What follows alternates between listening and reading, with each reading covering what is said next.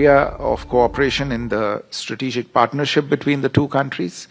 The leaders announced plans to finalize a new 10-year framework for the US-India major defense partnership in the 21st century. This is a framework that will run from 2025 to 2035 and is expected to be finalized later this year.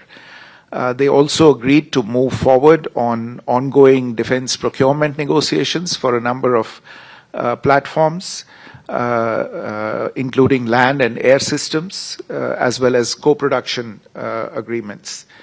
There was also agreement to initiate discussions on the reciprocal defense procurement agreement.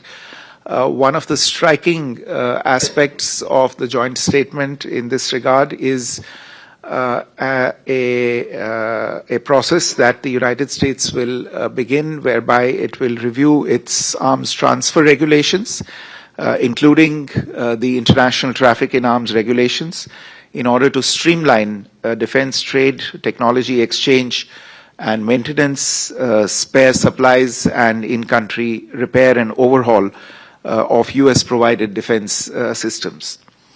The two countries have also launched the Autonomous Systems Industry Alliance to scale industry partnerships and production of autonomous systems, which will foster next-generation defense and technological collaboration.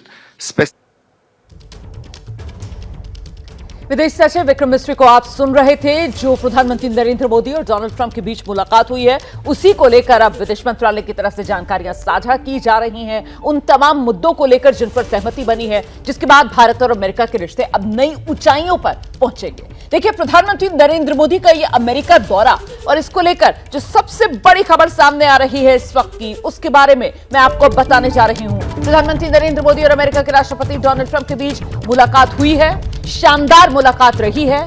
दोनों नेताओं के बीच bilateral talks, द्विपक्षीय वार्ता हुई। और जब ये talks हो रही थी बायलैटरल, तो इनमें रक्षा से लेकर तकनीक से लेकर परमाणु ऊर्जा से लेकर तकनीक ट्रांसफर से लेकर वो तमाम मुद्दे जिस पर बात होनी चाहिए थी, उन सभी मुद्दों पर बात हुई है, विस्तार से बात हुई है, सकारात्मक बात हुई है। दोनों देशों ने आतंकवाद के खिलाफ एकजुट होकर लड़ाई लड़ने की अपनी प्रतिबद्धता को दोहराया है।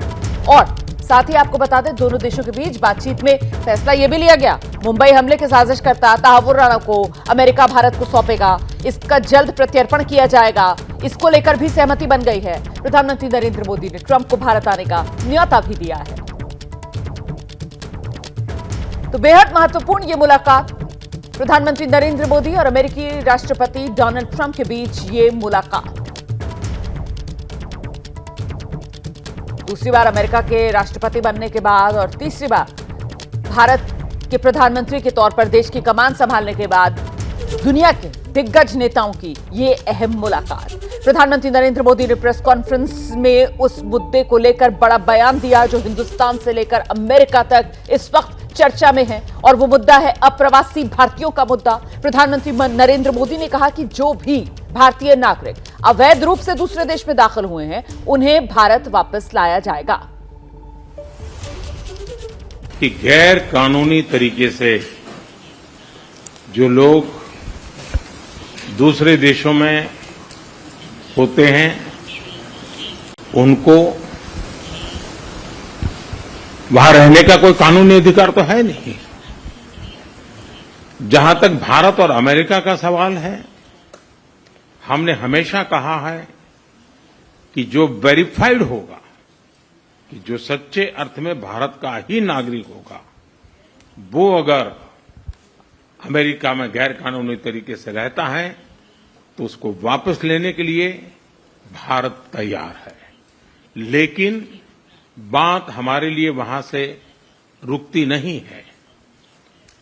ये सामान्य परिवारों के बच्चे होते हैं, उनको बड़े बड़े सपने दिखाए जाते हैं, और उनको ज्यादातर ऐसे होते हैं, उनको गुमराह करके लाया जाता है। और इसलिए ये ह्यूमन ट्रैफिकिंग में जुड़े हुए पूरे इकोसिस्टम पर हमने वार करना चाहिए।